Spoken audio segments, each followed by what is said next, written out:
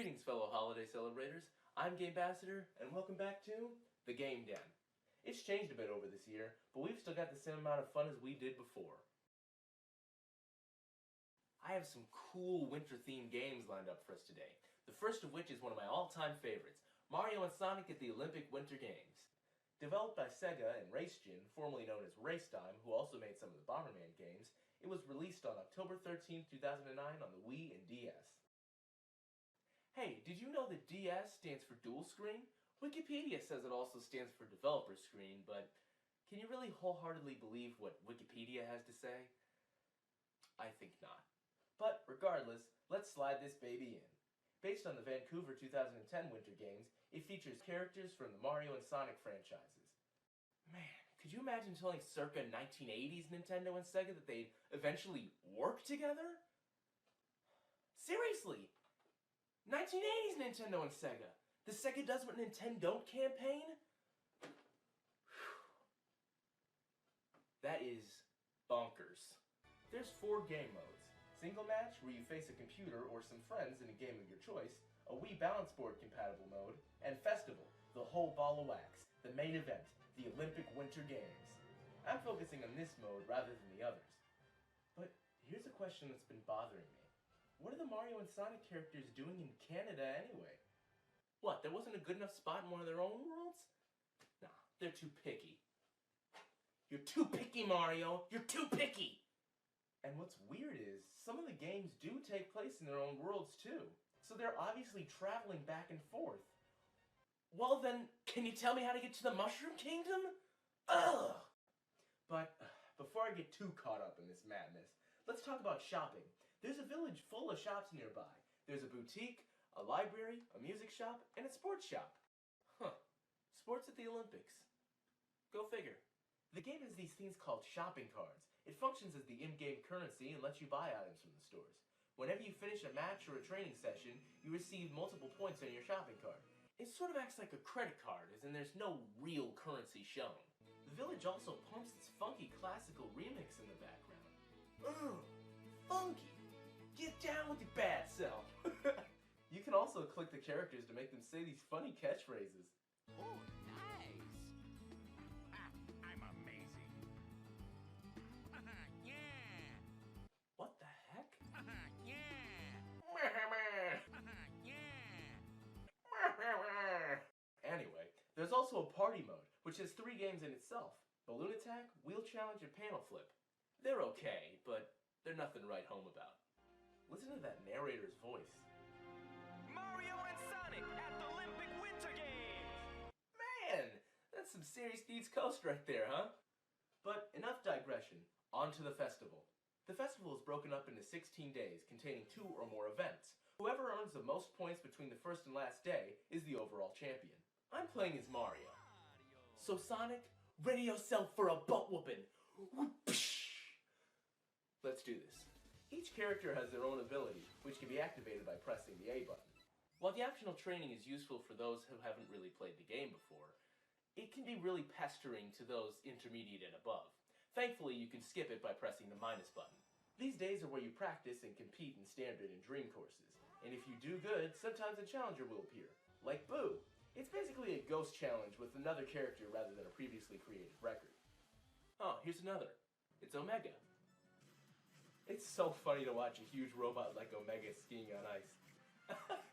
Look at him sulking in the back! Classic! Jeez, there's another one. It's Jet. More like Get ready for a butt whooping! Woohoo! Told ya! God's sake, all these days feel like years. More like the slow Olympic Games. Yeah, that was pretty bad. I apologize for that.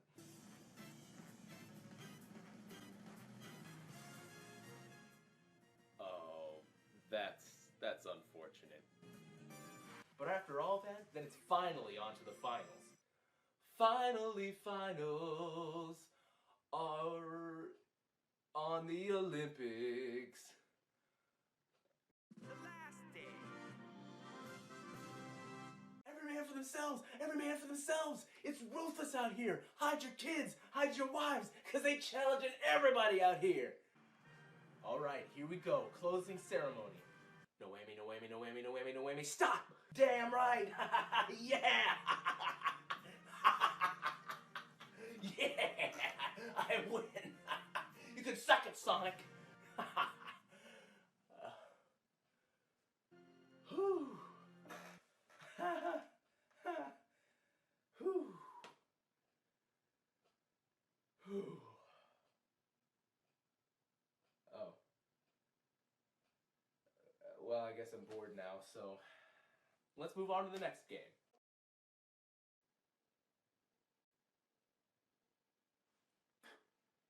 Me?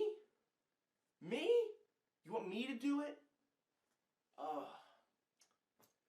Oh, Jesus. Alright, fine. Y'all ready for this? Now for a title that Game Bastards mentioned here before. SSX Tricky. The most slamming, snowboarding, shiz-bang ever. EA Sports. Released November 5th, 2001 on the Xbox, GameCube, PlayStation 2, and later ported to the Game Boy Advance. I'ma play it on the PlayStation 2. Why? 'Cause, dog. Let's play this. Oh yeah, SSX Tricky, man. What's up with that guy's face? He doesn't have a chin. What the shiz, man? Oh, whatever. SSX Tricky is the second game in the SSX game series. This is the point where video games and reality started to morph together, creating realistic video games. Beforehand, you could tell them apart better. See, now that's a video game. That's real life, right? Wrong! It's a game! Damn, that's tight. Yeah, no joking. It was off the freaking chain, Holmes. There's 3 game modes. Practice, Single Event, and World Circuit. This is where you let it all hang out. The TMI you got in training is finally paying off. Yo! Swing! Yeah, baby! This guy looks beyond tweaked out, right? Nice afro, man. Real old school. I dig it. Gotta give props for his robot, too, man. Pretty dope. Did you know David Arquette voiced this character? There's a lot of celebrity voices in this game. Hot, right?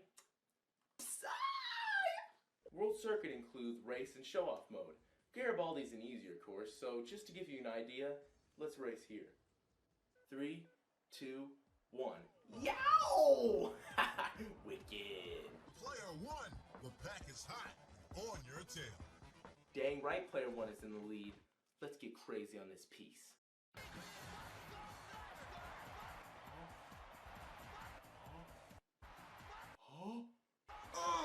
Boom! Yeah! Tight! Slamming! Booyah!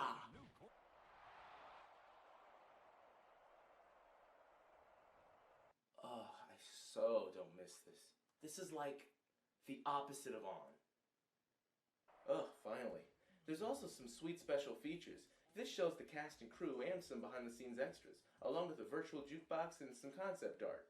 Sometimes you forget that the PlayStation 2 was pretty much the first console to play DVDs along with games. It was also backwards compatible with the original PlayStation games. Eat that, Microsoft! You go, Sony! I've run out of 90s lingo, guys. I'm sorry. So, let's roll. I got the pasties anyway, man.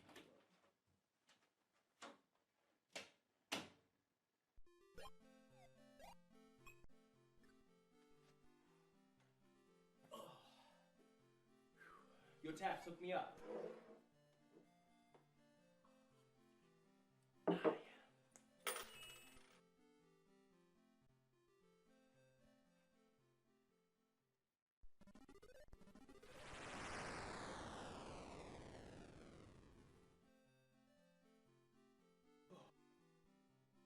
Thank God.